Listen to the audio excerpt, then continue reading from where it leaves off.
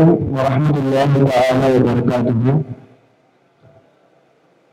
الحمد لله رب العالمين والعاقبة للمتقين. الصلاة والسلام على أشرف الأنبياء والمرسلين وعلى آله وصحبه أجمعين، أما بعد.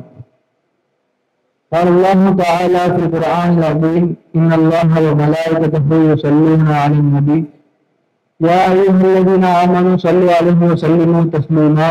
اللهم صل على سيدنا محمد وعلى آل سيدنا محمد وبارك وسلم عليه. الحمد لله.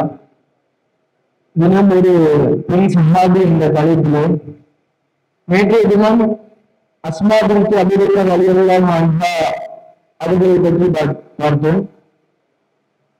நேற்று அவர்கள் எப்பொழுது பிறந்தார்கள், அவர்களுடைய சிறு வயது வளர்ப்பு எப்படி இருக்கின்றது, அவர்கள் எப்பொழுது இஸ்லாமை ஏற்கின்றார்கள், அவர்கள் ஹிஜ்ரத்திற்கு எவ்வளவு உறுதுணையாக இருக்கின்றார்கள் என்பதை பற்றி நேற்று பார்த்தோம்.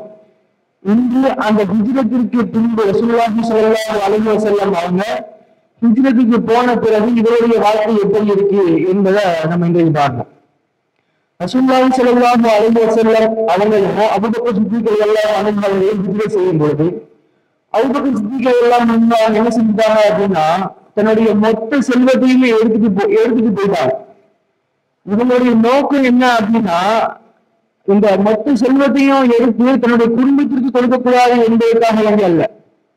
அவங்க தன்னுடைய செல்வத்தை ரசூலுல்லாஹி ஸல்லல்லாஹு அலைஹி வஸல்லம் அவர்களுக்கு உதவுவதற்காகவும், இந்த இஸ்லாம் இந்த உலகம் முழுவதற்கும் பரவுவதற்கு ஒரு காரணியாக இருக்க வேண்டும் என்பதற்காகவும் தன்னுடைய செல்வத்தை எல்லாவற்றையும் அவர்கள் எடுத்து செய்கின்றார்கள். அபூபக்கர் ரலியல்லாஹு அன்ஹு அவங்களுடைய செல்வத்தை எல்லாத்தையும் எடுத்துட்டு போறாங்க என்ற தகவல் அபூபக்கர் ரலியல்லாஹு அன்ஹு அவருடைய தந்தையான அபூ குஹாஃபா என்ற அவருடைய தந்தைக்கு தகவல் கிடைக்குது. இவங்க யாரு அப்படின்னா, இவங்களுக்கு இஸ்லாத்தை ஏற்கல, இவங்களுக்கு கண்ண அப்படின்னு அவங்க அஸ்மா அவங்க தன்னுடைய பாட்னாக சொல்றாங்க. அவங்க தந்தை உங்களுக்கு பணத்தை விட்டு சென்றிருக்கிறார் என்றால் சந்தோஷம் தான் எனக்கு அப்படின்னு அவங்க அபூ குஹாஃபா அவங்க சொல்றாங்க. இப்ப ரசூலுல்லாஹி ஸல்லல்லாஹு அலைஹி வஸல்லம் அவங்க மக்காவில் இருந்து, அதாவது நேற்று முடித்த அந்த பைர் குகையில் இருந்து மதீனாவுக்கு ஹிஜ்ரத் செய்கின்றார்கள். அப்ப இஸ்லாத்திற்கு இந்த மக்காவில் இருந்து இந்த மதீனாவிற்கு ஹிஜ்ரத் செய்த அந்த முஹாஜிர்களுக்கு என்ன ஆகுது அப்படின்னா, மக்கால ஆரம்பத்துல அவருடைய காலநிலைகள் தட்ப வெப்பநிலையை அவருக்கு ஒத்து வராம போய் எந்த ஒரு குடும்பத்திலுமே யாருக்குமே குழந்தை பிறக்காம இருந்துச்சு. இந்த நேரத்துல அஸ்மா ரலியல்லாஹு அன்ஹா அவங்க ஹிஜ்ரத் செய்யாம இருந்தாங்க. அப்ப அஸ்மா ரலியல்லாஹு அன்ஹா அவங்க என்ன செய்யறாங்க அப்படின்னா, மக்கால ஜுபைர் இப்னு அவ்வாம் என்ற அஷ்ரத்துல் முபஷ்ஷரா அந்த இருக்கக்கூடிய நபரை என்ன செய்யறாங்க அப்படின்னா, கல்யாணம் பண்றது மாமி மகனை கல்யாணம் திருமணம் செஞ்சுக்கிறாங்க. இந்த அப்துல்லா இந்த ஜுபைர் இப்னு அவ்வாம் அவங்க எப்படிப்பட்ட அந்த சஹாபி அப்படின்னா, இவங்க அவங்களுடைய பெரிய பணக்கார குடும்பத்துல பிறந்த அந்த சஹாபி 17 வயசுல இஸ்லாத்தை ஏற்றுக்கிறாங்க. 17 வயசுல இஸ்லாத்தை ஏற்கும் பொழுது அவங்களுக்கு எவ்வளவு கஷ்டம் தன்னுடைய குடும்பத்தின் புறத்திலிருந்து ஏற்படுகிறது என்றால், அவங்க இஸ்லாத்தை ஏற்றுக்கொள்ளக்கூடாது, அவங்க ஏற்றுக்கொள்ளக்கூடாது என்பதற்காக வேண்டி அவருடைய தந்தைகள் அவர்களை பல்வேறு இன்னல்கள் கொடுக்கின்றார்கள், அடிக்கின்றார்கள், உடைக்கின்றார்கள். அவர்கள் வீட்டை விட்டு வெளியே செல்ல முடியாத அளவுக்கு சித்திரவதை செய்கின்றார்கள். அப்ப என்ன செய்யறாங்க அப்படின்னா, அவங்க அப்துல்லா ஜுபைர் இப்னு அவ்வாம் அவங்க தன்னுடைய கொள்கையில உறுதியாக இருந்தாங்க. தன்னுடைய முஹம்மது ரசூலுல்லாஹி ஸல்லல்லாஹு அலைஹி வஸல்லம் அவங்கள ஈமான் கொள்கையில உறுதியாக இருந்தாங்க.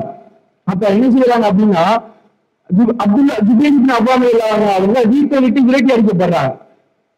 அஸ்மா ரலியல்லாஹு வீட்டை விட்டு விரட்டி அடிக்கப்படுறாங்க. காரணம், அவங்க இஸ்லாத்தை ஏற்றுவதற்காக வேண்டி அவங்களுடைய குடும்பம் அவா செஞ்சாங்க. ஆனா அஸ்மா ரலியல்லாஹு அன்ஹா அவங்க பணக்கார குடும்பத்திலே பிறந்தவங்க. அபூபக்கர் ரலியல்லாஹு அன்ஹு அவருடைய மகள். இப்ப இருவருக்கும் திருமணம் ஆகுது. அஸ்மா ரலியல்லாஹு அன்ஹா அவங்க என்ன செய்யறாங்க அப்படின்னா, ஜுபைர் இப்னு அவ்வாம் ரலியல்லாஹு திருமணம் செய்யறாங்க. ரசூலுல்லாஹி ஸல்லல்லாஹு அலைஹி வஸல்லம் அவங்க தன்னுடைய குடும்பத்தை, தன்னுடைய மனைவிமார்களையும் தன்னுடைய நெருங்கிய உறவினர்களையும் மக்காவிலிருந்து மதீனாவிற்கு ஹிஜ்ரத் செய்வதற்காக அழைத்து வருவதற்காக வேண்டி ரசூலுல்லாஹி ஸல்லல்லாஹு அலைஹி வஸல்லம் அவங்க 2 நபர்கள் அனுப்புறாங்க. யார் இந்த 2 நபர் அப்படின்னா, ஸைத் இப்னு ஹாரிஸா ரலியல்லாஹு அன்ஹு அவர்களும் அபூ ராபியா என்ற சஹாபி இருவரும் என்ன செய்யறாங்க அப்படின்னா தன்னுடைய குடும்ப ஒரு மனைவிமார்களையும் தன்னுடைய நெருங்கிய உறவினர்களை அழைத்துவதற்காக வேண்டி மக்காவிற்கு அனுப்புகின்றார்கள். இதே போல அபூபக்கர் சித்திக் ரலியல்லாஹு அன்ஹு அவர்களும் தன்னுடைய வேலையாளர்கள் இந்த பணியாளர் மூலமா என்ன செய்யறாங்க அப்படின்னா தன்னுடைய மனைவிமார்களையும் தன்னுடைய மகள் அவர்கள் எல்லாத்தையும் அழைத்து வருவதற்காக வேண்டி அவர்கள் கடிதத்தை கொடுத்து அனுப்புறாங்க. நீங்க இதை போய் என்ன செய்யுங்க அப்படின்னா அப்துல்லா ரலியல்லாஹு அன்ஹு அவங்ககிட்ட கொடுத்துருங்க அப்படின்னு சொல்றாங்க.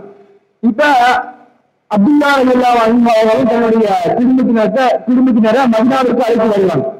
இப்ப ரசூலுல்லாஹி ஸல்லல்லாஹு அலைஹி வஸல்லம் அவங்க அந்த இஸ்லாமியர்கள் ஆரம்பத்துல இந்த மக்கால ஹிஜ்ரத் செய்ததற்கு பிறகு எந்த ஒரு குடும்பத்திலையும் அவர்களுக்கு கால சூழ்நிலைகள் சரிவர ஒத்து வராத காரணத்தினால் யாருக்குமே சரியா குழந்தை பிறக்கல.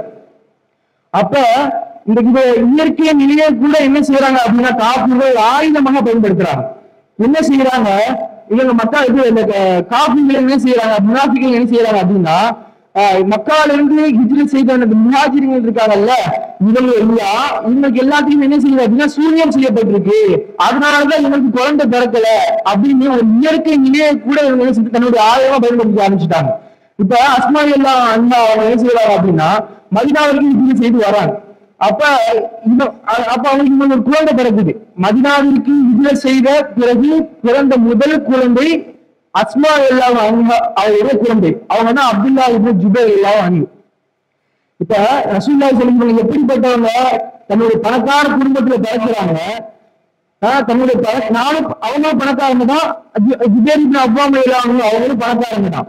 இப்ப அவங்க ஜுபைர் இப்னு அவ்வாம் ரலியல்லாஹு அன்ஹு அவங்க இஸ்லாத்தை ஏற்ற காரணத்திற்காக வேண்டி அவங்க அந்த வீட்டை விட்டு வேட்டி அடிக்கப்படுகின்றார்கள். இவங்க அஸ்மா ரலியல்லாஹு சொல்லுவாங்க, நாங்க கல்யாணம் பண்ணது பிறகு இந்த மதீனாவிற்கு வந்த பிறகு எங்களுடைய வாழ்க்கை எப்படி இருந்துச்சு அப்படின்னா ரசூலுல்லாஹி ஸல்லல்லாஹு அலைஹி வஸல்லம் அவங்க ஒரு தோட்டத்தை எங்க கொடுத்தாங்க. அந்த தோட்டத்துல நாங்க என்ன செய்வோம் அப்படின்னா 9 மைல் தூரத்துல சென்று போய் அங்க உள்ள போர்த்தமலை கொட்டையை என்ன செய்வோம் எடுத்து வந்து தன்னுடைய ஒட்டங்களுக்கு உணவாக போடுவோம், அரைச்சு உணவாக போடுவோம். தன்னுடைய குடும்பத்துல எல்லா வேலையுமே நானே செய்வேன், தன்னுடைய வேலைகளை நான் செஞ்சுப்பேன் அப்படின்னு சொல்றாங்க. இது நம்ம என்ன கவனிக்கணும் அப்படின்னா பணக்கார வீட்டு பெண்மணியாக இருந்த அஸ்மா ரலியல்லாஹு அன்ஹா ஒரு ஏழையாக்கப்பட்ட அந்த சஹாபியை திருமணம் செய்து வருகின்றார்கள். அவங்க கல்யாணம் செய்த பிறகு செல்வந்தராக வாழவில்லை, ஏழ்மையாக வாழ்கின்றார்கள். அவர்கள் தன்னுடைய பொறுமையை இழக்கவில்லை. தன்னுடைய திருமணம் தன்னுடைய கணவனுக்கு செய்யக்கூடிய கடமைகளையும் அவர்கள் தன்னுடைய குடும்பத்திற்கு செய்ய வேண்டிய கடமையும் சரிவர செய்து வருகின்றார்கள். இங்க நம்ம என்ன கவனிக்கணும் அப்படின்னா பின்னாடி இவங்க அந்த பெரிய பெரிய பணக்காராக ஆகுறாங்க என்பது வரலாறு.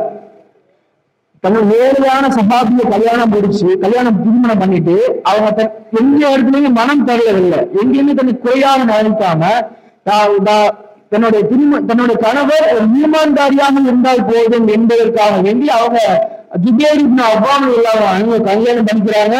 பின்னாடி அவங்க பெரிய செல்வந்தர் ஆகிறாங்க என்பது வரலாறு. எனவே அல்லாஹ் தஆலா எந்த நிலையிலும் நம்மை பொறுமையை இழக்காமல் உண்மையின் பக்கம் இஸ்திகாமத்தாக இருக்கக்கூடிய வாய்ப்பு அல்லாஹ் தஆலா நம் மனதிலும் தந்தல் புரிவானாக. வ ஆகிரு தஅவானா அல்ஹம்துலில்லாஹி ரப்பில் ஆலமீன். அஸ்ஸலாமு அலைக்கும் வரஹ்மத்துல்லாஹி தஆலா வ பரகாத்துஹு.